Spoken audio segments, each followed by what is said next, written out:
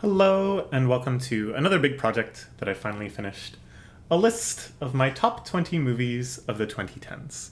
I first thought that this would be one of the easier lists to put together because I don't really watch a ton of movies. I don't really keep up with movies, so to speak.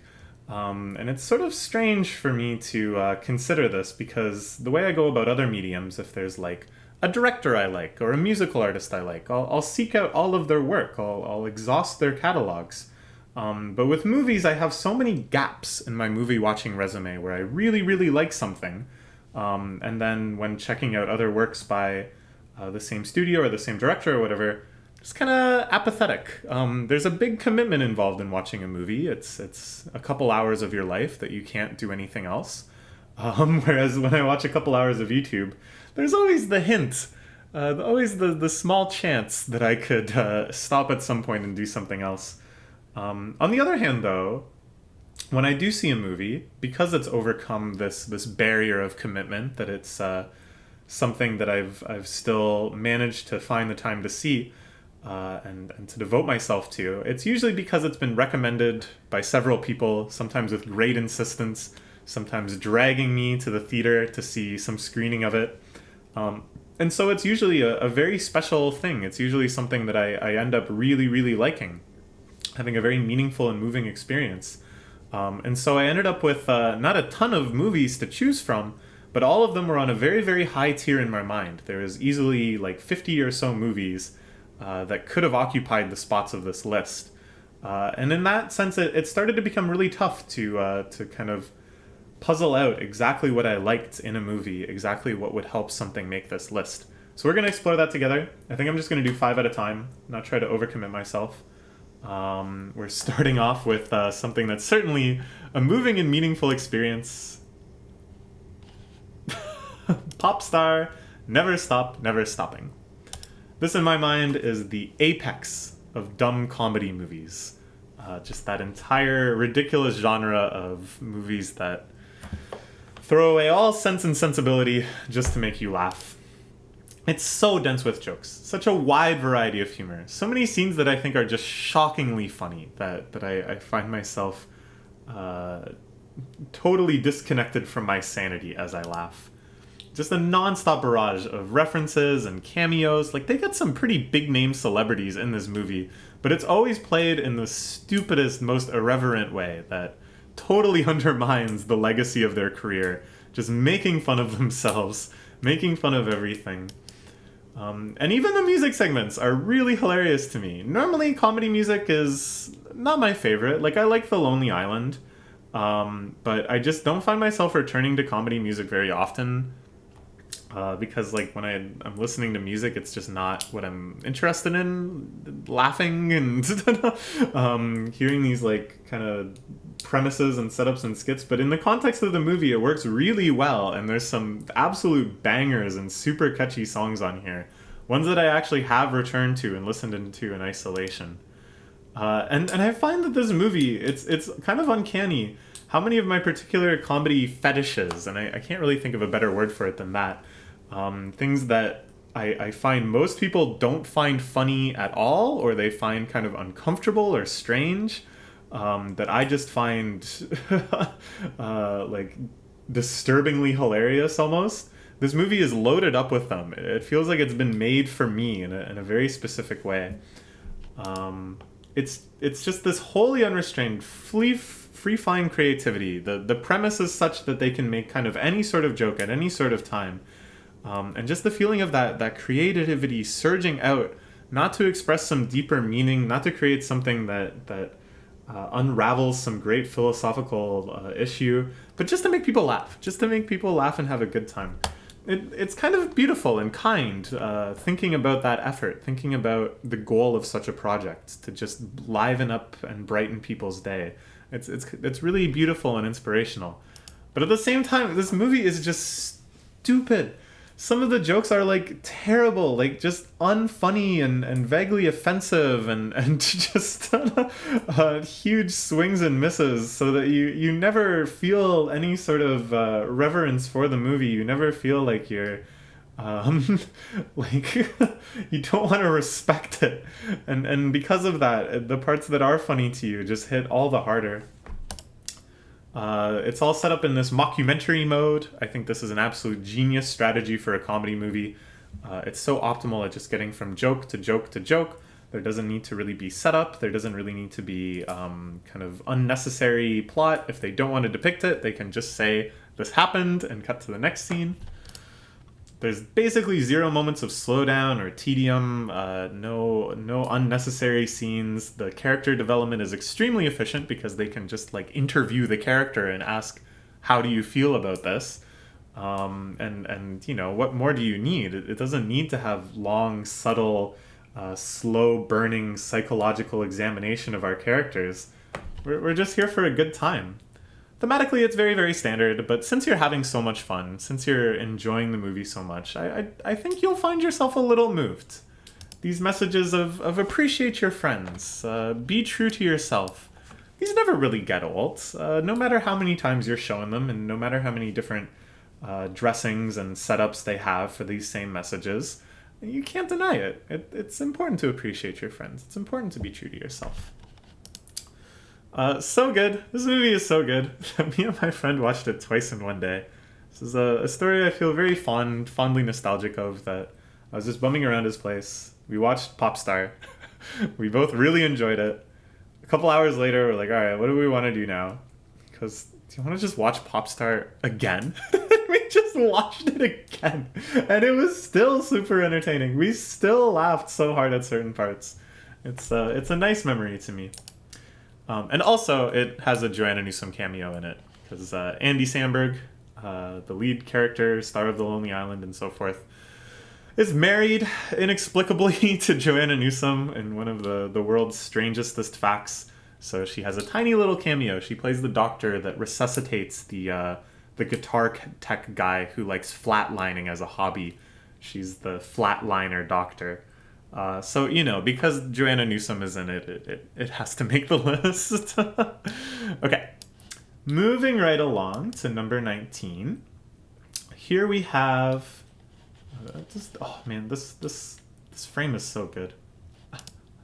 On the Beach at Night, Alone.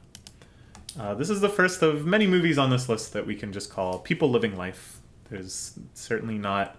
any over drama, over action sequences, cars driving fast, none of that Hollywood BS. This is the sort of movie that you're going to be getting on this list. This just follows an actress as she drinks and chats with friends, both in Germany and then Korea. That's it.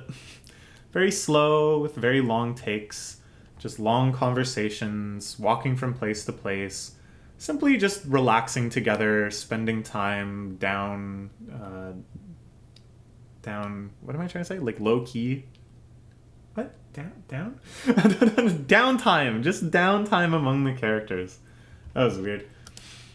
And yet, despite this kind of laziness, this sort of slow pace, there's an urgency within the character's feelings that kind of resists this, that prods the plot forward, that the main character is always looking to meet people, always looking to set up other connections, always wanting to go from place to place. Driven, of course, by her love. And ultimately, I think the feeling of this movie is very well represented by the title, which, albeit, is translated, so I can't read into it super much, but just the slowly declining poetic rhythm. On the beach, at night, alone. That the movie has the same kind of brightness, just then declines. And I don't know, something about it just enraptures my heart. And then when climaxes eventually occur, when characters meet the ones they're looking for, when they have confrontations, when they have arguments, when things are brought up that had been left unspoken, it's not some gigantic revelatory climax. It's not some epiphany, some thing that will change both their lives forever. But just like in real life, these things always end up just feeling a little awkward and a little disappointing. And then things just kind of go forward. I like that. I like that sort of feeling. Just the slow burning disappointment. Despite all this, though, we got kind of negative on these last points. But the overall tone of the movie is cozy and appreciative, even joyful. You see a lot of scenes of people just getting along, being happy to see each other often after a long absence, celebrating together, reminiscing, and really just appreciating each other's company, appreciating small sensory pleasures in life, eating, drinking, seeing nice scenes. Yeah.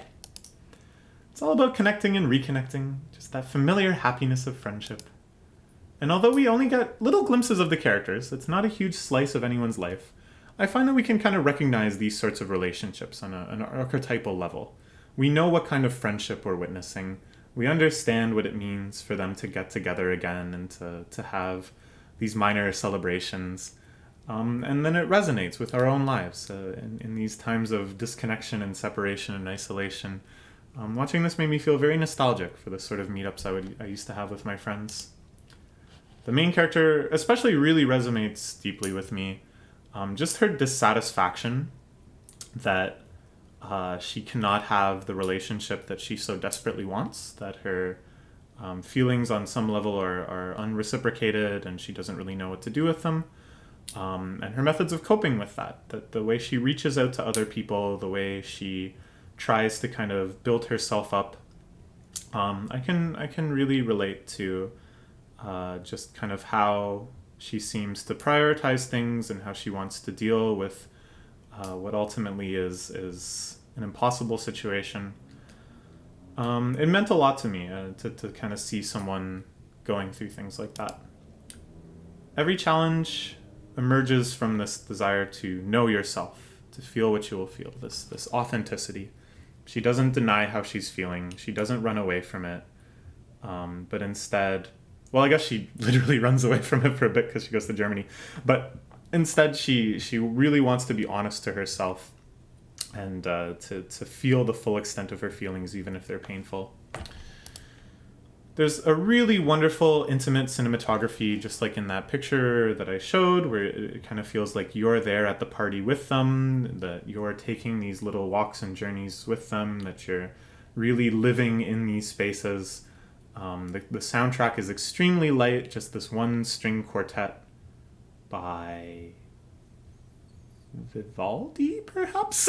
I don't know, I was listening to it not too long ago. It's just a lovely, lovely piece that just reoccurs throughout the film, and I think just lends this kind of intellectual distance to everything, that although you're very much occupying these scenes, there's also a sense that your thoughts are drifting ahead and around and outwards. This is the only film I've seen by this director. As I was saying before, just these gaps in my filmic resume are kind of embarrassing. It's the first one I watched. I loved it. For all I know, I'd like all of them this much. This guy pumps out like 3 movies a year. It's kind of crazy. So at some point I'm going to have to start getting caught up. And for all I know, there's going to be ones that I like even more than this. So we'll see. But big fan of this one. Okay. Next we have... Oh, wait, yeah. Okay, here's my question though. If you go and watch this, I don't know if I've done a good job making it sound at all fun or anything, but there's this shot, 26 minutes in, they're on the beach, it pans over, and the main character is getting carried away overhead, like the fireman's carry by someone. And it's not explained at all, it's never referenced again, it's never alluded to. What the heck happened? Who is carrying her? Where are they going? What? It baffles me. It's so weird and mysterious, and I can't find anyone who explains this online or has mentioned this. I don't know what's going on. Please, someone figure this out for me. Okay, moving on though. Next we have Talking Heads documentary, Stop Making Sense. Just kidding, it's Call Me By Your Name. This is an enchanting, multifaceted dreamscape set in 1980s Italy. And if that sounds like a long time ago and a far land away, you'll forget that in an instant. The cinematography effortlessly transports you there so comfortably, so familiarly. You really find yourself slipping into the pace of their lifestyle, the rhythms, having breakfast together, the parties at night, swimming in the river or the beach, at the pool, just relaxing, the small amounts of work, the get-togethers. It really starts to take on the qualities of a full life, that you can just imagine yourself slipping into this world indefinitely. So that it's very, very jarring when it ends. The soundtrack is just too perfect. It's a wonderful mix of diegetic soundtrack, that is, soundtrack that occurs in the world of the filming, the songs the characters are playing on the piano or in the radio and stuff like that, which again just really immerses you. And then occasionally there's non-diegetic music too, things that the characters aren't hearing but just emotionally scores what's happening, that really captures these transcendental feelings, the feelings that the characters have that go so far above and beyond just the circumstances of their lives, but tap into something that they can't articulate, can't express, can't realize. It just hits. Some of the moments where the tracks come in, that non-diegetic music, especially certain songs that I like recognized from Sufjan Stevens and stuff, I felt like my heart was just gonna stop. Like I was just paralyzed by the beauty of what I saw. Yeah. The plot is this wonderful, very slow burn through many, many moods, many, many spaces, many different scenes and sequences. It's easygoing. There's a lot of downtime. I thought of the word quickly at that point. A lot of downtime, a lot of kind of scenes between scenes. Not everything is super dramatic. There's no unnecessary twists, crises, revelations, nothing like that. And yet, though, even though it's not overly dramatized, it is still extremely dramatic. A very profound dramatic arc with multiple stages that you kind of wholly realize and have to accept and understand. So many anticipated moments that you build up in your mind and then they bear fruit. You can see the significance of everything happening to the characters. They grow and change throughout the film. It still has all of these very compelling plot elements while never losing that sense of it just being their lives. The romance story at the center of it is, of course, very specific to those characters and the lifestyles they have and how such things fit into a societal role, because, of course, it is a gay love story between two men. And yet, even though, love between two men is not something I can participate in, being a woman, it's universally evocative that it just sort of taps into any sort of love story that you hold precious to your heart. Even though so many things are specific to these characters, you find that the emotions behind them, the fundamental desires that they're acting upon, will certainly resonate somewhere deep within you. Some deeper motivating energies will resonate with such energies in your own life. For me, I don't want to get into it so much because I'm going to start crying or something again, but it's like a lot of complexes. I have a lot of complexes about the idea that I just kind of like missed out on a lot in life. That there's a lot of experiences that I'm sure I would have found very beautiful and meaningful and would have become precious and foundational to who I am as a person that I just didn't get to have for a variety of reasons. And it's difficult for me to kind of come to grips with that. And this movie is largely a depiction of such an event that I just know will not be part of my life. And also discusses at some very profound length. Like it really gets into this idea of what it means to have that kind of experience in your life and what it means to miss out on it. And it really makes me cry a lot when they talk about these sorts of things because it means so much to me. But it's not a negative thing. It's not something where it just makes me feel bad about the things I'd already felt bad about, but instead makes me realize that those desires are beautiful and natural and still are very meaningful to me, even if there's no like payoff, even if I don't get to have those things. this makes me appreciate the beauty of wanting them, if that makes sense. Okay, moving onwards. Now we have something totally different. It's anime time! It's anime time, baby! We have The Night is Short, Walk On Girl. This is an explosively kaleidoscopic, psychedelic, colorful, and beautiful celebration of everything Yuasa in his Tatami Galaxy mode. It has a lot of the same animation staff as Tatami Galaxy, the same character designer, and is based on a novel by the author of the Tatami Galaxy novel. So in some ways it's sort of like a sequel. There's like a few hints of a shared universe as well, some overlapping lore and characters and such.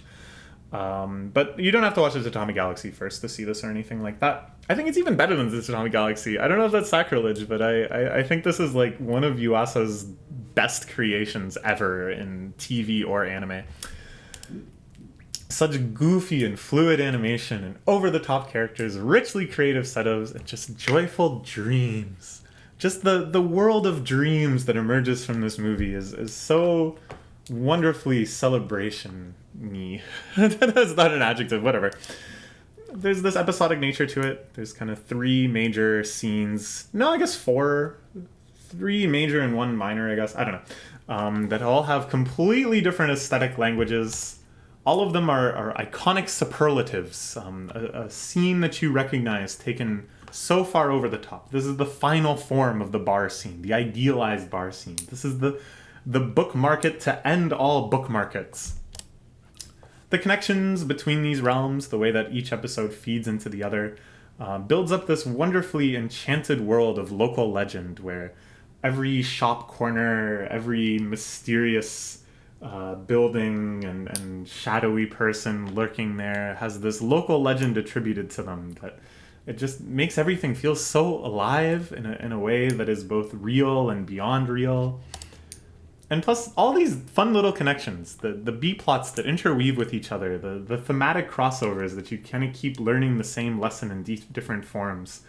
It's just all so charming. It's all so cute. The way Yuasa makes these connections. This is really the sort of story I wish I could write, honestly.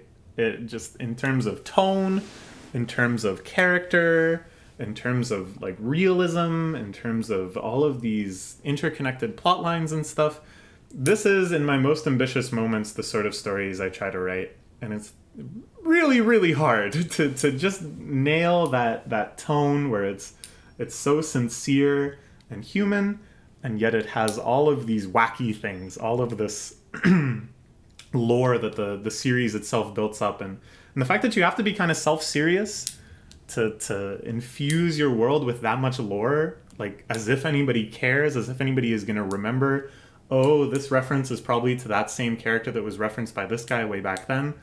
That takes a lot of guts to kind of put into your story. But it's just so fun when it's done right. I want to be able to do it, man. It operates right in the sweet spot between really silly fun and then really deep resonance that the desires of these characters, the reasons that they journey out into the night, who don't they apply to? Who can say that there is a character in this movie they can't relate to? And that they too want to find what they're looking for deep into that night. It's a celebration of youth, and in all of its fantasticism, but also its folly.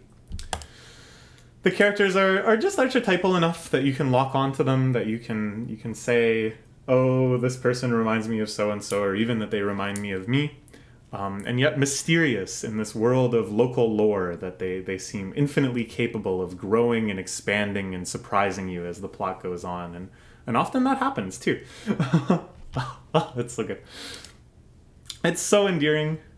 You just want to root for basically everyone. There's a few pretty scummy characters, but even when the characters are conflicting with one another, you can't take sides. You just want to see everyone happy. You just want to see everything worked out. Really, really endearing movie. The main character especially is just love her so much. Oh, so good. It's this charming little glimpse in the collective fantasy of all of those boldly walking into the night. Really try to think back I mean, I'm not certainly the type to go out anymore. And these days, you can't. They have canceled out due to COVID. But think back to those days. Maybe you were a student, or maybe you're a Zoomer watching this and you haven't really experienced this yet or whatever. But just think of that archetypal scenario of let's go out. What are you looking for when you go out? What kind of connections are you hoping to make? What sort of thrilling events? What are you looking to find? This is the collective fantasy. This is everyone's dreams of what could be out there in the night put together. It's beautiful. Okay. Now we have this lovely shot of the Swiss Alps and two old men. It is called Youth. Another celebration of youth, or perhaps the opposite. This is an exploration of artistry, creativity, relationships, friendship, and aging. Set in the sublime beauty of the Swiss Alps, with a sublimely beautiful soundtrack. Again and again in this list you'll hear me praise soundtracks, but this is one that I've definitely returned to many times. Just the variety, just the number of bangers, Does this have My Heart's in the Highland? I don't know. I'm kind of confusing it with the Great Beauty soundtrack as well. Anyways, so many instances of just these hidden rhythms and melodies of life masterfully emerging. The main character is a composer, and we kind of see him drawing up inspiration from the natural world, from the bells of cows and the rustle of leaves. And then in much subtler ways too, just conversation, the tinkling of Cullen cut. What's that stuff called? Knives and forks and stuff. A word that starts with C. Utensils. Just all these scenes that have this hidden sonic quality of beauty.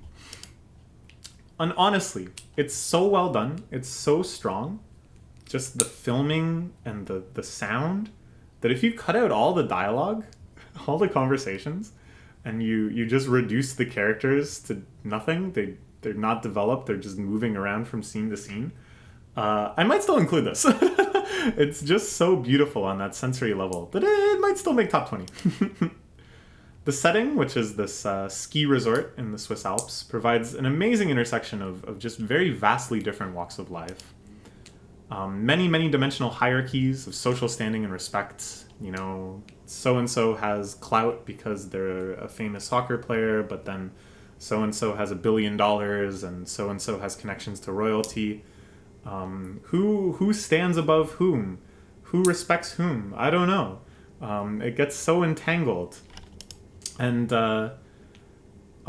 they kind of work this stuff out. How did you arrive here? How has your life been? These are the subjects of many conversations that really dive into what it kind of means to make choices in your life, what it means to come this far, to this literal pinnacle of the mountain. The power and expertise dynamics in different permutations of conversations are totally flipped. One character who is arrogant and expert and kind of domineers a conversation, in the next scene will be reduced to nothing just by the positional advantage of his daughter or whatever. Just the complexity of things at play really adds a deep layer of subjectivity that, yeah, maybe you believed him in that one scene, maybe you thought what he was saying made a lot of sense, but then when you see the hypocrisy behind him, how do you reevaluate that? What messages do you actually then take away as being espoused by the film, or being espoused by the characters, or really just being meaningful to you? I like this idea of subjectivity through complexity. And from this plurality, from just the complete absence of a universal singular truth, these very surreal moments, you'll know them when you see them. This movie has some weird stuff and some characters doing very unexpected, sometimes tragic, sometimes hilarious, sometimes both things. They seem to emerge so naturally because, you know, it's just as good as anything else. But even though all these conversations are great, as I said before, the real strength of this movie is in its pure sensory beauty. And I think even in this intellectual capability, expressing ideas through silent observation, through quiet encounters, just showing characters observing something and leaving it up to you to think of what does that mean to them? What thoughts are they having right now? Some of the more memorable scenes in my mind, the two main characters who are both septuagenarians are walking through the woods, and they see a very young family carrying a baby walking back to them, and just the connection between this extremely old face of Michael Caine and this baby, just really allowing the meaning of that to hit you, of just this being at the beginning and the end of life and having this anonymous connection. Or other things. There's another scene where they're walking around the woods and see something else. You'll have to watch the movie to find out what the heck I'm talking about. But just trying to put yourself in their minds, trying to think, when I am that old, when I have seen that much of life, what will seeing something like a baby mean to me? Yeah. And then lurking in some complex interpretation of all these stories, it seems like there is some secret message, some transcendence, some sort of escape from the futility, from the repetitiveness, from the fact that there is no universal and instead this complex plurality where nobody seems to really know anything. But it seems like there is some potential that when things hit this real crescendo of beauty and significance, that you think, like for me at least, this would be the escape. This would be when things become worth it or something. And just kind of arriving at that point on your own, finding that point deep within the movie on your own is very, very profound, very meaningful and beautiful. Okay. We've made it through the first 5 in about half an hour. It's pretty good. It's pretty good. I've kept myself to a medium amount of rambling. We'll join you tomorrow, probably, for the next 5. Here is a preview of number 15. Maybe you recognize it, maybe you don't. Bye-bye for now.